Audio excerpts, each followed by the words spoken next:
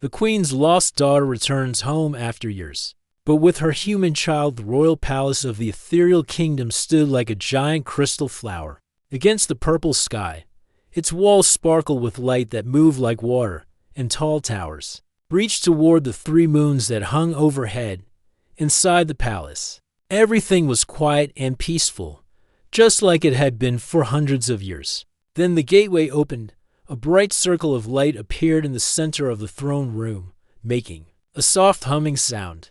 The royal guards stepped forward, their silver armor shining. They had not expected anyone to use the gateway today. Queen Lyraneth sat on her crystal throne, her blue skin glowing softly in the dim light. Her large, silver eyes watched them. Gateway was surprised. Through the light stepped a figure that made everyone in the room gasp.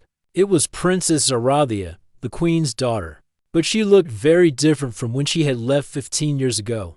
Her skin was darker now, and there were lines around her eyes that showed she had seen difficult times.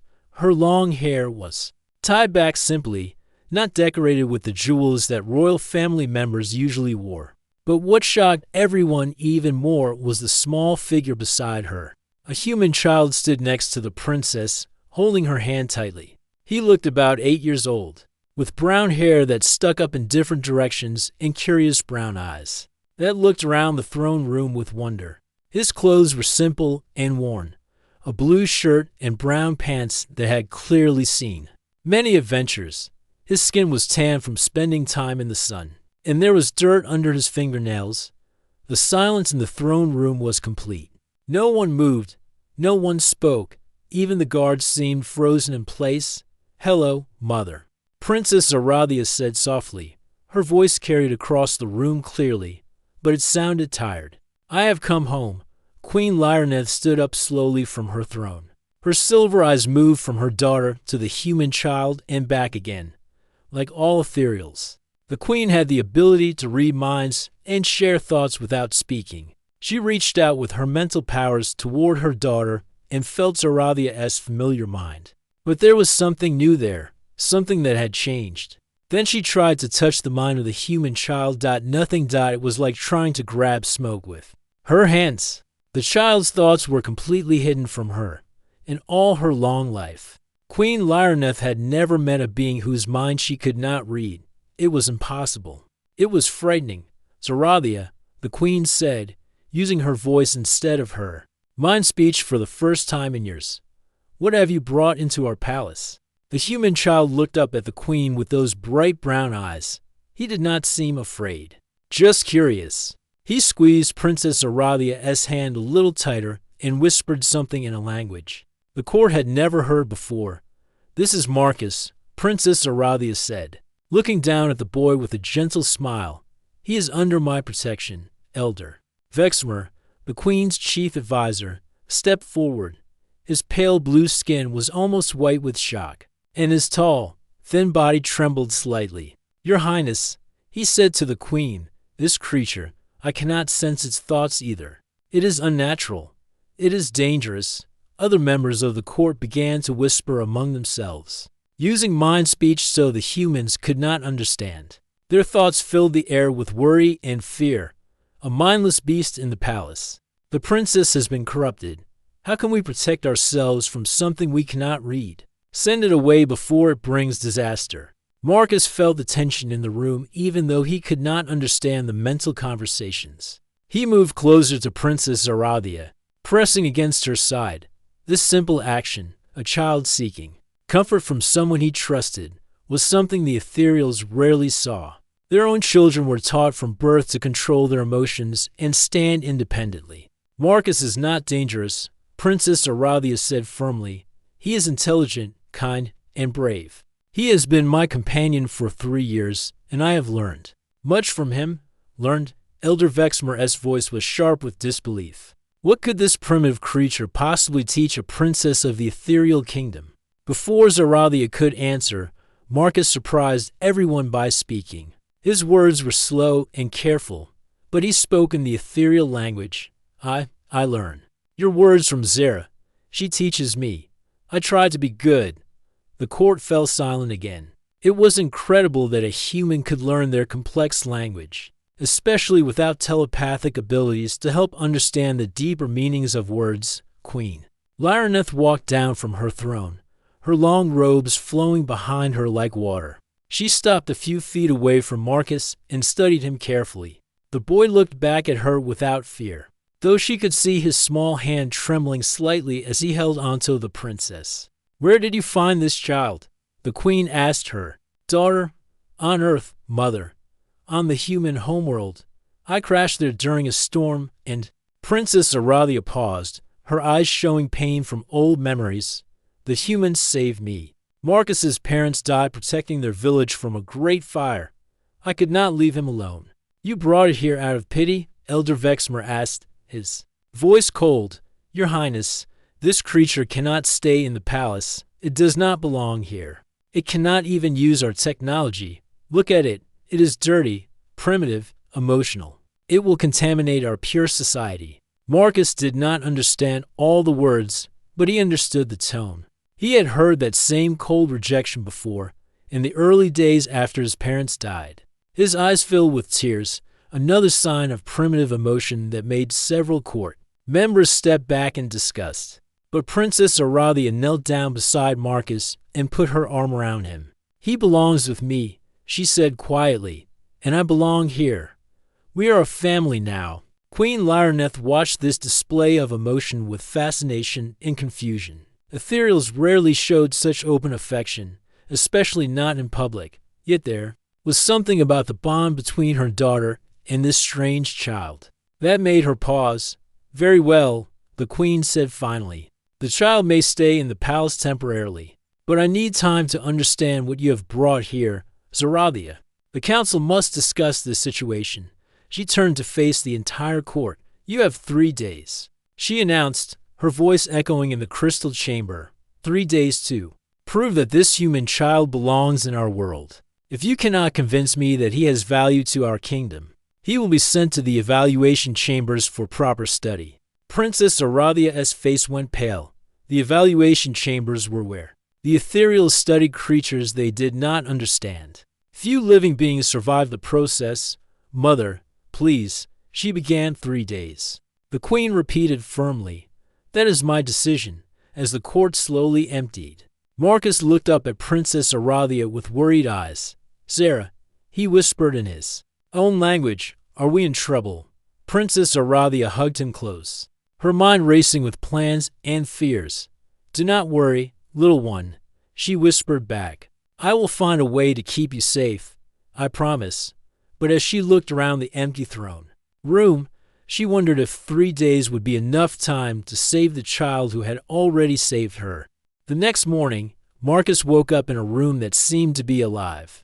The walls glowed with soft blue light that changed color when he moved. The ceiling showed images of stars and distant planets that slowly drifted across like clouds. Everything was beautiful, but nothing worked the way he expected. Marcus was hungry and thirsty, but he could not figure out how to get food. He walked to what looked like a kitchen area and waved his hands at different panels on the wall. Nothing happened. In the ethereal palace, all technology responded to thoughts, not touch. Marcus pressed buttons, spoke out loud, and even tried knocking on the walls. Still nothing. Finally, Princess Aradia found him sitting on the floor, looking frustrated and tired. "Oh, Marcus," she said sadly, "I forgot that you cannot speak to the machines with your mind." She touched a panel with her hand while thinking the right thoughts, and immediately a tray of food appeared from inside the wall. Marcus ate the strange but tasty food while Zarathia explained how things worked in the palace. "Everything here listens to our thoughts," she said. "Doors, lights, food makers, even the toilets. Our people have used telepathy for so long that we forgot how to make things work without it." "Can you teach me?" Marcus asked hopefully. Zarathia shook her head. "Humans cannot speak with their minds the way we do. Your brain works differently. But do not worry. I will help you with everything you need." After breakfast, it was time for Marcus to meet the other children in the palace. Zarathia led him to a beautiful garden, where young ethereals were having their morning lessons. The garden had flowers that sang soft music and trees with silver leaves. That chimed like bells in the wind. When Marcus walked into the garden, all the children stopped what they were doing and stared at him. Their teacher, a tall ethereal with golden skin, looked uncomfortable. Children, the teacher said carefully, this is the human child that Princess Aurelia has brought to our palace. His name is Marcus. One of the older children, a girl with pale purple skin, stepped forward. She tried to speak to Marcus with her mind, sending thoughts directly to his brain. When nothing happened, she frowned and tried harder. Still nothing. He is broken, the girl announced to the others. His mind does not work properly. Maybe he is sick, said another child, a boy with bright blue hair. Should we stay away from him so we do not catch the sickness? Marcus felt his face get hot with embarrassment. Even though these children looked different from human children, their mean words hurt just the same. He wanted to run away. But Princess Aurelia had asked him to try to make friends. I am not broken, Marcus said quietly in their language. I am just different. The children looked surprised that he could speak their words. The purple-skinned girl tilted her head and studied him like he was an interesting bug. If you are not broken, then show us what you can do, she challenged.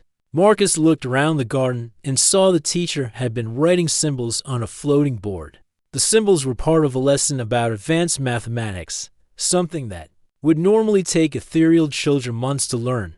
I can learn, Marcus said simply. He walked over to the board and studied the symbols carefully. His human brain, designed to recognize patterns and solve problems quickly, began to understand the mathematical relationships within minutes. Marcus was solving problems that the ethereal children had been struggling with for weeks. His ability to memorize and process information amazed everyone in the garden. Humans had evolved to learn quickly in order to survive on their dangerous planet, and this skill served Marcus well now. How did he do that so fast? Whispered one of the children. But what really surprised the young ethereals was what happened next. When Marcus made a mistake on one of the problems, he did something they had never seen before. He laughed. The sound of laughter rang through the garden like music. Marcus's face lit up with joy even though he had gotten the answer wrong. To him, making mistakes was just part of learning, and learning was fun. The ethereal children stared in fascination. They had never seen anyone show such strong emotions, especially not about making an error. In their society, mistakes were shameful things to be hidden, and showing feelings was considered primitive.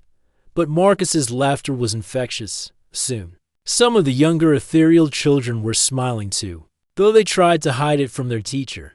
The lesson was interrupted when Marcus noticed something shiny in a corner of the garden. It was a beautiful crystal that seemed to contain swirling galaxies inside it. Marcus had never seen anything so amazing, and he walked over to look at it more closely. Do not touch that, the teacher called out in alarm. That is a temporal crystal. It is very old and very valuable. But Marcus was already reaching for it, his human curiosity stronger than his caution. The crystal was smooth and warm, and when he picked it up, the galaxies inside spun faster. Marcus turned it over in his hands, marveling at its beauty. Then he accidentally dropped it.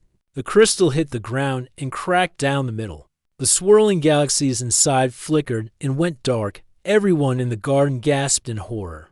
Marcus stared at the broken crystal, his face pale with shock. The teacher looked like she might faint. The other children backed away from him as if he had done something terrible. An ethereal child would have tried to hide what happened, or blamed someone else, or run away. But Marcus did something that surprised everyone. He immediately picked up the pieces of the crystal and carried them to the teacher. I am sorry, he said, his eyes full of tears. I broke your beautiful crystal. I did not mean to hurt it. Please tell me how to fix it. The teacher stared at him in amazement. You are confessing. You are taking responsibility for your mistake. Yes, Marcus said simply. It was my fault. I should have been more careful. Can you teach me how to repair it? The concept of voluntary honesty was completely foreign to the ethereals. Their children were taught to avoid blame and protect themselves first.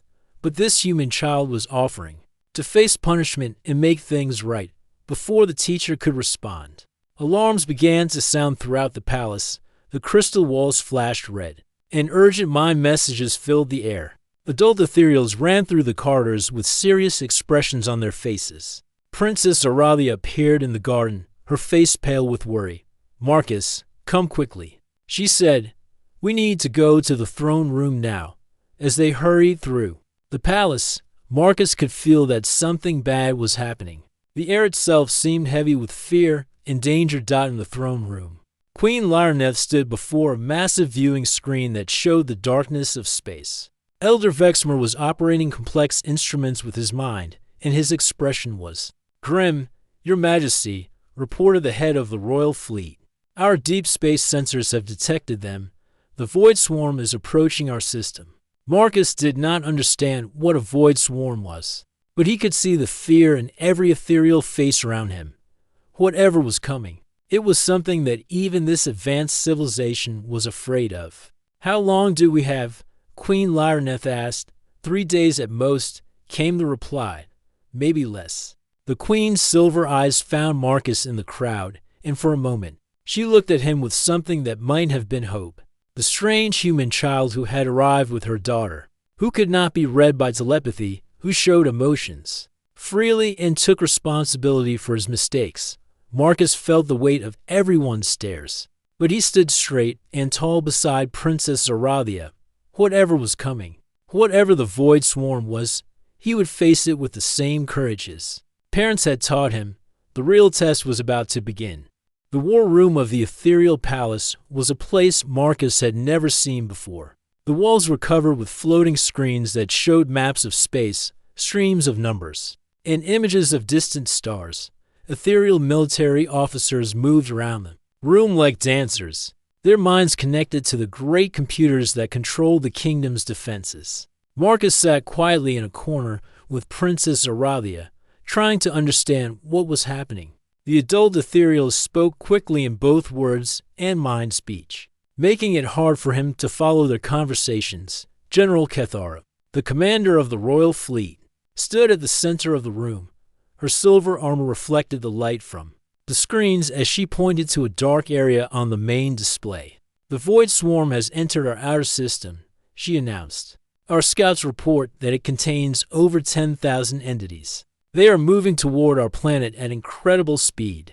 Queen Lyraneth studied the images with calm eyes. "How long until they reach us?" 48 hours, the general replied. "Maybe less if they accelerate." Elder Vexmer touched his fingers to his temples, connecting his mind to the ancient databases. "Your Majesty, I have reviewed all our historical records. The Void Swarm has attacked our people 7 times in the past 1,000 years. Each time, we survived by using the same strategy." "And what strategy is that?" Marcus whispered to Princess Aralia.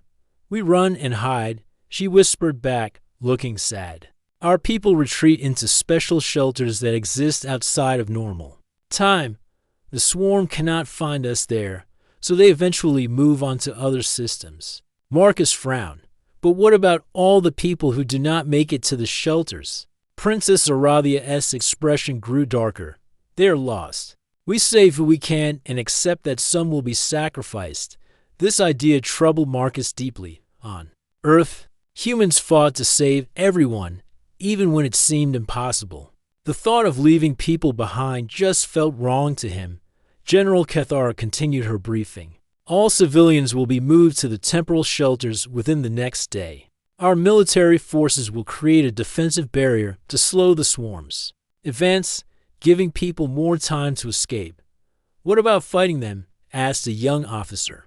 "Could we not destroy the swarm instead of running from it?" The general shook her head. "Impossible. The Void Swarm feeds on energy and matter. Our weapons only make them stronger. The more we attack them, the faster they grow."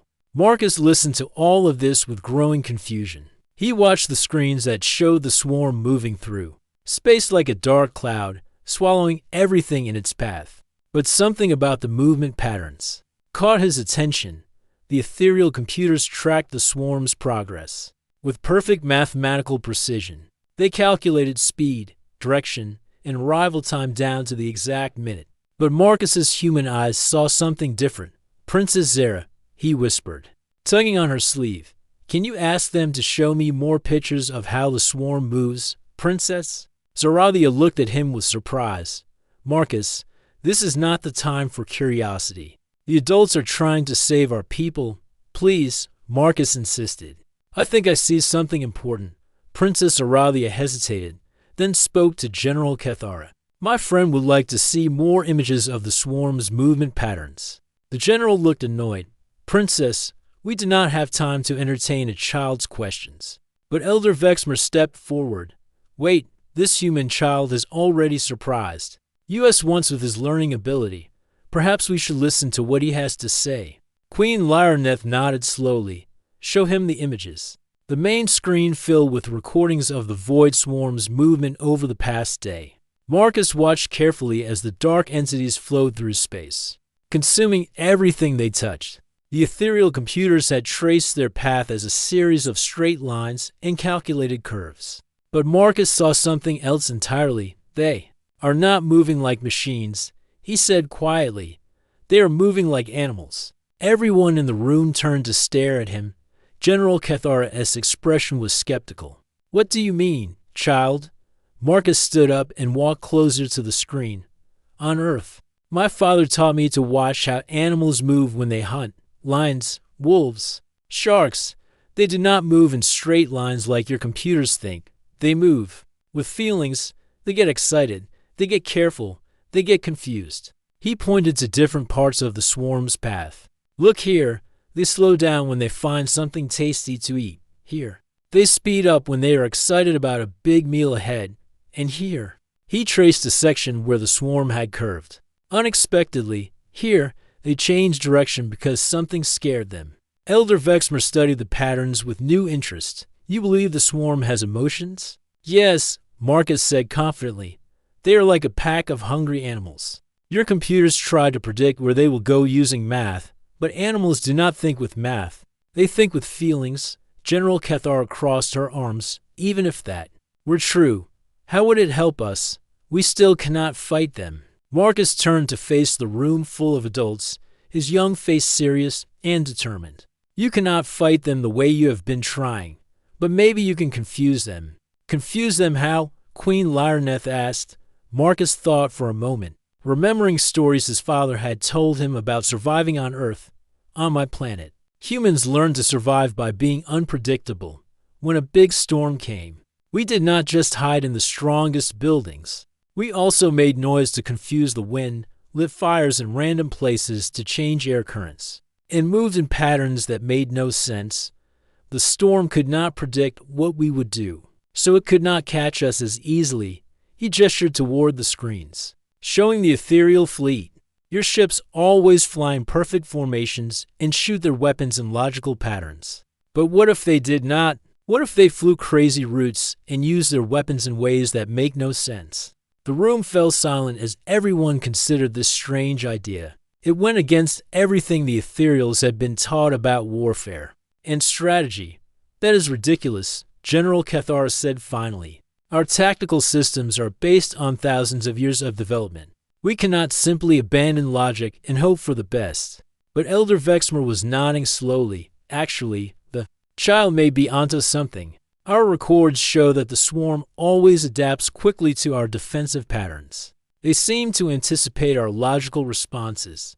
But if we acted illogically, it is too dangerous. The general protested.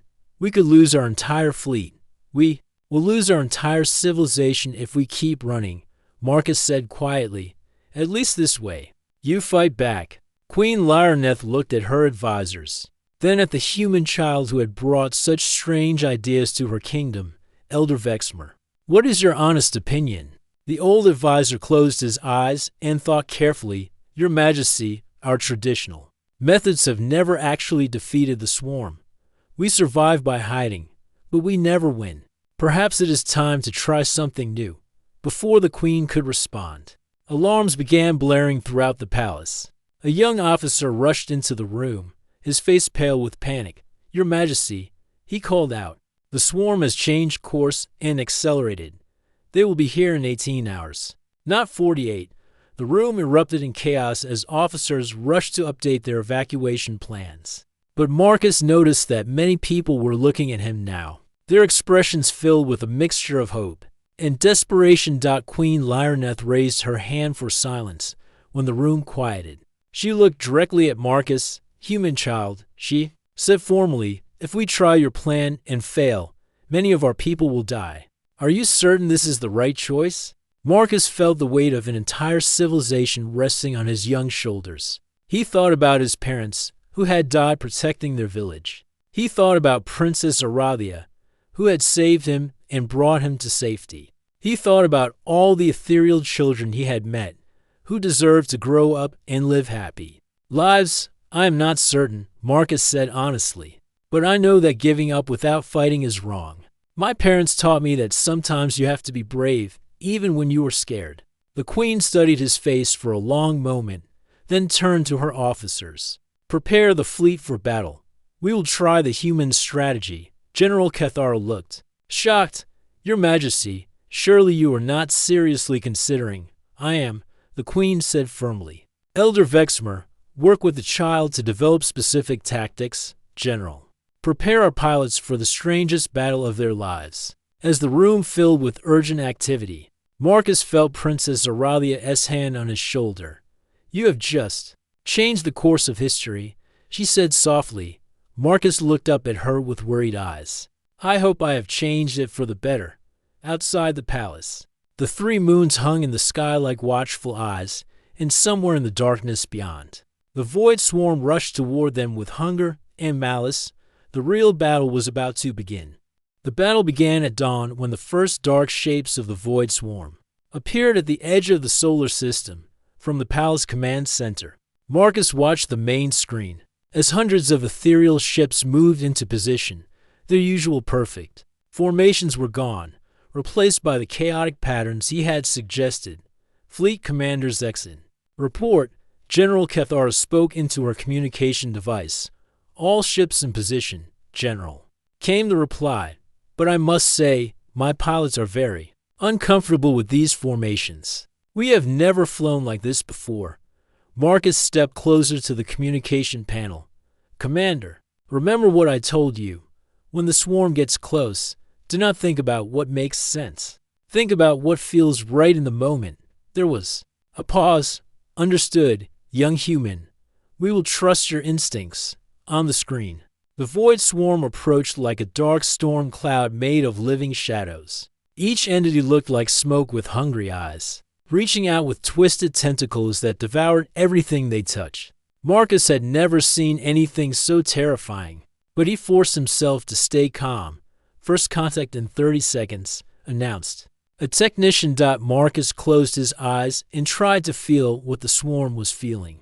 His human intuition, sharpened by years of reading animal behavior on Earth, reached out toward the approaching danger. "They are excited," he said suddenly. "They think this will be easy because they have beaten you before. They expect you to fly in straight lines and shoot in predictable patterns." "First wave of fighters, engage," General Cathar commanded.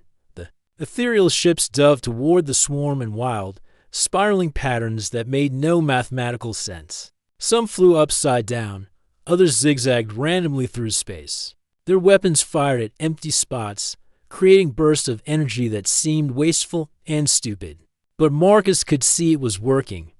The void entities paused in confusion, their tentacles reaching for ships that were no longer where they expected them to be. For the first time in recorded history, the swarm hesitated. "It is working," Elder Vexmer exclaimed. "They are confused by our chaotic approach." Marcus felt a surge of hope. But then the swarm began to adapt. The entities started copying the random movements, learning to anticipate the unpredictable patterns. "They are getting smarter," Marcus warned. "We need to change tactics again." "Change to what?" General Cathar asked desperately. Marcus's human brain worked frantically, processing information faster as adrenaline flooded his system. This was something the ethereals had never seen. A human's ability to think better under extreme pressure, not worse. "Make them angry," Marcus said suddenly. "Angry animals make mistakes." "How do we make them angry?" Marcus pointed to a section of the battle where ethereal ships were retreating. "Stop running away. Charge straight at them." then disappear at the last second. Do it over and over. Make them think they can catch you, then frustrate them. The orders went out to the fleet. Ethereal pilots, terrified but trusting in the human child's guidance, flew their ships directly toward the hungry mouths of void entities, then used emergency teleportation to vanish just before being caught. The swarm's reaction was immediate and violent. The entities began moving erratically, snapping at empty space where ships had been moments before. Their coordinated attack patterns fell apart, as individual creatures became focused on personal frustration rather than group strategy. "Incredible," whispered Queen Lyraneth. "They are falling for our tricks." But then disaster struck. A massive explosion rocked the palace as the main communication array was destroyed by a long-range swarm attack. "We have lost contact with the fleet," a technician shouted in panic. "All our command systems are down." The battle above them continued, but now the ethereal ships were fighting blind, without central coordination. Marcus watched in horror as several ships were caught and devoured by the swarm. "We need to fix the communications," General Cathara said, "but it will take ours to repair the main array." Marcus looked around the command center, his human creativity searching for solutions that others missed. He spotted several small devices scattered around the room: a child's toy communicator, a kitchen food ordering unit, even a bathroom emergency call button. "What if we connect all the small communication devices together?" Marcus suggested. "My father taught me that sometimes you can build big things from small pieces." The ethereal technicians stared at him in amazement. "That should not work." One of them said, "Those devices are not designed to be connected, but they all use the same basic energy patterns," Marcus pointed out, "if we link them together." 20 minutes later, Marcus and the technicians had created the strangest communication system in ethereal history. Toy communicators were wired to kitchen devices, which connected to bathroom emergency buttons, all held together with tape and spare cable. "Testing, testing," General Cathara spoke into a children's toy. Amazingly, her voice reached the fleet. "General," came the excited voice of Fleet Commander Zexin. "We thought you were gone. The swarm is adapting to our tactics again. What are your orders?" Marcus looked at the battle display and saw that the swarm was indeed learning faster now. They needed something completely new, something the entities could never expect. "Commander," Marcus said into the toy communicator, "I need you to do something very dangerous. I need you to share your emotions with the swarm." There was silence. "On the channel. Share our emotions? How?" Marcus turned to Princess Aradia. "You told me that ethereals can share thoughts and feelings through telepathy. What if the pilots opened their minds and projected their emotions toward the swarm?" "That is extremely dangerous," Elder Vexmer warned. "If the swarm can feed on thoughts, our pilots could be consumed mentally. But what if they cannot digest emotions?" Marcus asked. "What if feelings are like poison to them?" The idea was so crazy that it might work. Queen Lyraneth looked at Marcus with a mixture of admiration and terror. "Fleet Commander," she spoke into the toy device, "prepare for emergency telepathic broadcast. All pilots are to project their strongest emotions toward the swarm entities." "What emotions should we project, Your Majesty?" Marcus thought about his parents, about Princess Aradia saving him, about all the friends he had made in the palace. "Love," he said simply. "Hope, the desire to protect people you care about." And he paused, remembering his own feelings when the crystal broke. "The willingness to sacrifice yourself to save others." The order went out to every ethereal pilot in the fleet for the first time in their species' history. They opened their minds completely and shared their deepest emotions with their enemies. The effect was immediate and dramatic. The void entities began to writhe and twist in apparent pain. Their coordinated attacks fell apart as individual creatures fled in different directions. Some actually stopped moving entirely, as if frozen by the flood of alien emotions they could not understand or digest. "It is working," General Cathara shouted. "The swarm is retreating." Marcus felt tears of relief running down his face as he watched the dark shapes pull back from the planet.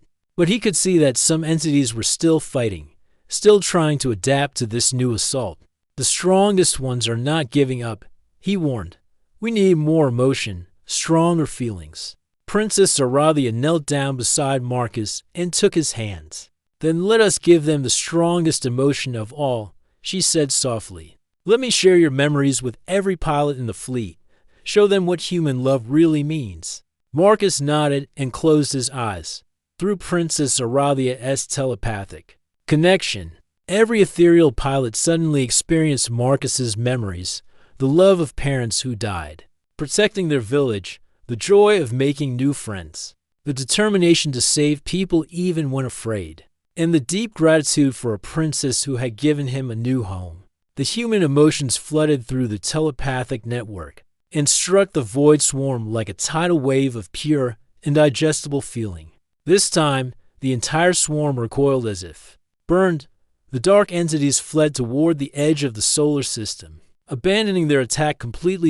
In the command center, everyone stared at the screens in amazement as the last void entity disappeared into deep space. They are gone, whispered Elder Vexmer.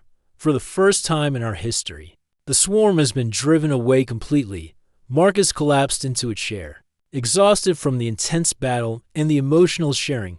Princess Aradia wrapped her arms around him protectively. You did it, little hero, she whispered. You saved us all. But Marcus was already thinking ahead. They will come back someday, he said quietly, and next time, they might be ready for emotions too. We need to be prepared. Queen Lyraneth approached them, her silver eyes filled with wonder and respect. Then we will be ready, she said firmly, and we will have the best teacher in the galaxy to help us prepare. Outside the palace, the 3 moons shone peacefully in a sky that was finally safe again. 3 days after the great victory, the palace was filled with celebration. Ethereal citizens from across the kingdom came to honor the heroes who had saved them from the void swarm. But the biggest celebration was for the small human boy who had changed everything. Marcus stood in the throne room wearing new clothes that Princess Aradia had chosen for him. A simple blue shirt and comfortable pants, but made from the finest ethereal materials that shimmered with soft light. He felt nervous with so many people watching him, but Princess Aradia stood beside him, giving him courage. Queen Lyraneth rose from her crystal throne, her silver eyes warm with gratitude and wonder. The great hall fell silent as everyone waited to hear what she would say. Citizens of the ethereal kingdom, the queen began, her voice carrying clearly through the vast space. We gather today to honor those who saved our civilization from destruction, but most especially, we honor someone who taught us that our greatest strength comes not from our technology or our telepathic abilities, but from something we had forgotten: the power of emotions and the courage to care for others. She gestured toward Marcus, who blushed and looked down at his feet. This human child showed us that what we consider primitive and weak is actually the key to defending ourselves against forces that our logic cannot defeat. Elder Vexmer stepped forward, carrying a beautiful crystal tablet covered with flowing script. Your Majesty, our scientists have completed their analysis of the battle. The void swarm feeds on organized energy patterns, logical thoughts, mathematical calculations, structured data. But emotional energy is chaotic and unpredictable.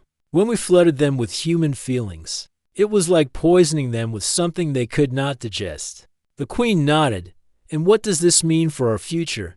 It means, Elder Vexmer said, looking at Marcus with new respect, that emotions are not weaknesses to be controlled. They are weapons to be understood, and humans have developed these weapons better than any species we have ever encountered. Marcus finally found his voice. Your Majesty, I want to help your people learn about emotions, but I also want to learn from you. Maybe together, we can protect other worlds from the void swarm. The queen smiled, something Marcus had never seen her do before. It transformed her face completely, making her look younger and more alive. Marcus of Earth, she said formally, I hereby adopt you as my grandson and grant you the title of Guardian of Chaos. You will teach our people about the strength found in emotions while learning our ways and growing up as part of our royal family. The crowd erupted in cheers, actual voice cheers instead of silent telepathic approval. Marcus's emotional influence was already changing how the ethereals expressed themselves. But the queen was not finished. She touched a control panel with her mind, and the great viewing screen showed images of Earth from space. I am also announcing the creation of the Human Ethereal Alliance, she continued. We will send teachers to Earth to share our technology, while human advisors will come here to help us understand the power of emotions. Together, our species will be stronger than either could be alone. Marcus felt tears of joy running down his face. You mean other humans will come here? I will not be the only one. You will never be alone again, Princess Aradia said, kneeling down to hug him.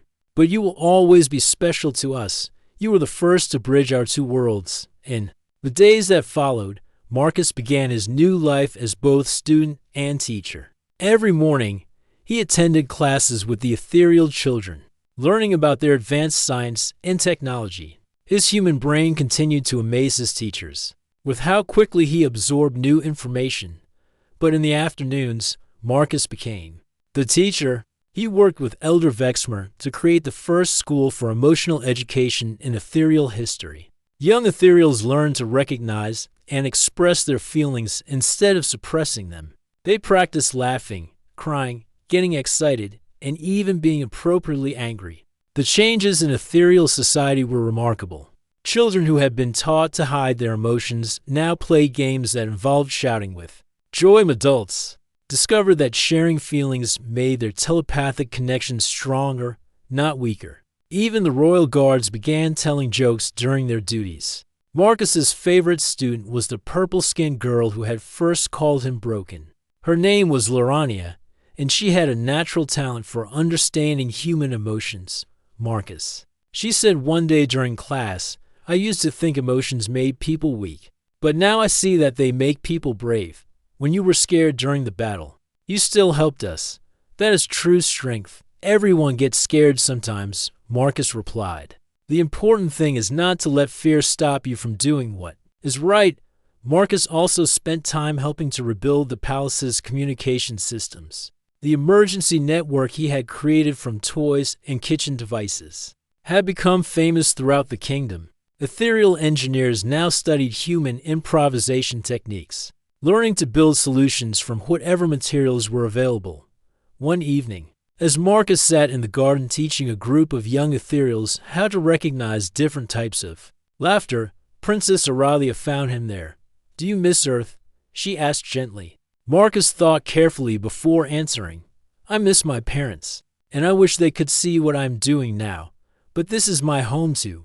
I belong here with you and all my new friends. Your parents would be very proud, she said softly. You have saved not just our world, but many worlds that the Void Swarm will never attack again. Other species are already asking us to teach them about emotional defense. That night, Marcus stood on the balcony of his new room, looking up at the 3 moons that hung in the clear sky. Tomorrow, the first ship from Earth would arrive, bringing human teachers and scientists to begin the great exchange. Marcus would finally meet other humans again, but now he would be their guide to this strange and wonderful world. He thought about how much his life had changed since that first day, when he stepped through the gateway, a scared and lonely child holding Princess Aralia's hand. Now he was guardian of chaos, teacher of emotions, and bridge between 2 worlds. In the distance, he could hear the sound of ethereal children playing a new game they had invented, one that involved lots of shouting and laughter. The sound made him smile. His people and his new people were learning from each other, becoming something better together than either could be alone. A soft breeze carried the scent of the singing flowers through the air, and Marcus felt completely at peace. He had found his purpose in life, not just to survive, but to help others discover the strength that comes from caring, hoping, and daring to feel deeply. The human boy who had been called broken had helped an entire civilization learn that being emotional was not a weakness, it was their greatest strength. And somewhere in the vast darkness of space, word was spreading among the stars about a new kind of weapon against the void, the unbreakable power of hope, love, and the courage to fight for what matters most. The future had never looked brighter.